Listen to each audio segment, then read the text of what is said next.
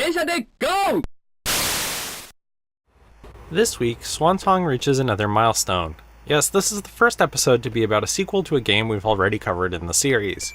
The honors go to Densha de Go 2, the sequel to Taito's Densha de Go train simulator, which launched alongside the WonderSwan back in March of 1999.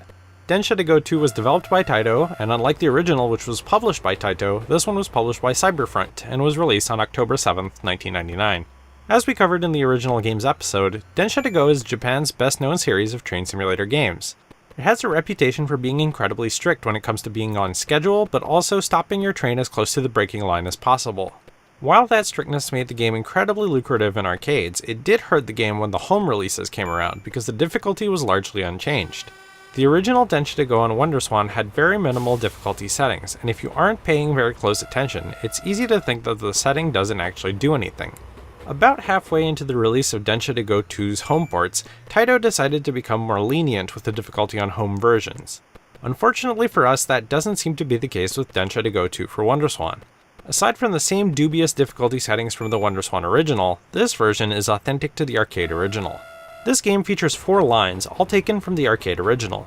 The Hoku Hoku line spanning the coast of Niigata Prefecture from Naoetsu Station to Uragawara Station, the Akita Shinkansen from Akita Station to Omagari Station, the Keihin Tohoku line from Shinagawa Station to Ueno Station, and the Osaka Loop line from Osaka Station to Tennoji Station.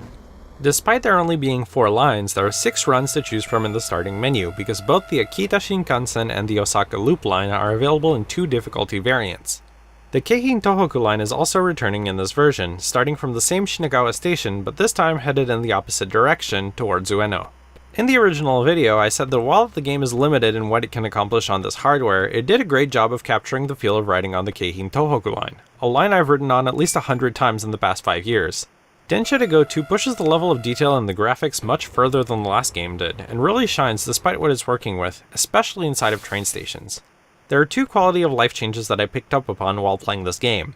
The first is that the name of the upcoming station is presented prominently when you're in-game. If you're familiar with a line, this does help you remember how far along you are in the run, as you're unlikely to be able to tell from the scenery alone. The second is far more impactful on gameplay. When arriving near a station platform, the left edge of the screen serves as an overhead view, letting you have a better sense for how close you are to the braking line. The presentation of the overhead view is very bare bones, which makes sense given the restrictions, but it is effective at what it's setting out to do. If you've played the original Densha de Go on WonderSwan, a lot of this will feel very similar because Densha de Go 2 appears to be running on the exact same engine. There are not many significant changes in this one, and all the time seems to have gone into refining certain bits of the user interface and the alternate set of train lines. This isn't a complaint per se. Densha de Go on WonderSwan was quite impressive given the limitations of the hardware, and this just gives you more of it to play through. Definitely pick this up if you're a rail fan.